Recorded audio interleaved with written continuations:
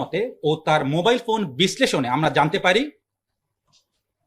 হত্যাকাণ্ডে প্রধান আসামি জরেজের সাথে তার ত্রিভুজ প্রেম ফাঁদে ফেলে হত্যা। রাজধানীর জাতীয় ঈদগাহের সামনে আশরাফুল হক নামে রংপুরে এক ব্যবসায়ী 26 টুকরো করা লাশ উদ্ধারের ঘটনা নিয়ে উঠে এসেছে চাঞ্চল্যকর সব তথ্য। শুক্রবার রাতে কুমিল্লার দাউদকান্দি থেকে এই ঘটনার মূল অভিযুক্ত নিহত আশরাফুলের বন্ধু জহিরুল ইসলাম ও লাকসাম থেকে পরকীয়া প্রেমিক শামীমা ওরফে কোহিনুর বেগমকে গ্রেপ্তার করা হয়েছে বলে জানিয়েছেন পুলিশ আরও জানিয়েছেন ত্রিভুজ প্রেমের জেরে এই হত্যাকাণ্ড ঘটানো হয়েছে।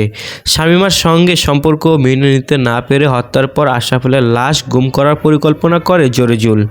রাজধানীর মিন্টু রোডে ডিএমপি মিডিয়া সেন্টারে আয়োজিত এক সংবাদ সম্মেলনে গতকাল ঢাকা মেট্রোপলিটন পুলিশের অতিরিক্ত কমিশনার ডিবি মোহাম্মদ শফিকুল ইসলাম বলেন, নিহত আশরাফুলের বন্ধু জরিজুল ইসলাম একজন মালয়েশিয়া প্রবাসী। বিদেশে থাকাকালীন জরিজুলের সঙ্গে বিগো লাইভ অ্যাপের মাধ্যমে কুমিল্লা থেকে শামীমা ইসলাম নামে এক প্রবাসীর স্ত্রীর সঙ্গে সখ্যতা গড়ে ওঠে।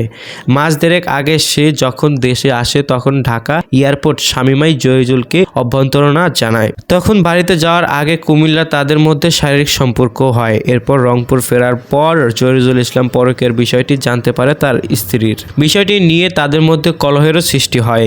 এরপর শামীমার সঙ্গে পরকীয়ার সম্পর্ক চালিয়ে যায় জরিজুল।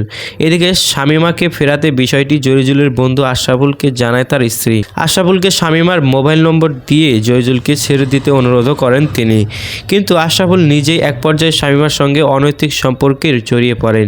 তারপরেই ঘটে এই মর্মান্তিক ঘটনা। সো ভিউয়ার্স, আপনার কি মনে হয় এই ঘটনার পিছনে অন্য কোনো কারণ রয়েছে কি? তা জানিয়ে আপনার গুরুত্বপূর্ণ মতামতটি কমেন্ট করতে পারেন আমাদের কমেন্ট বক্সে।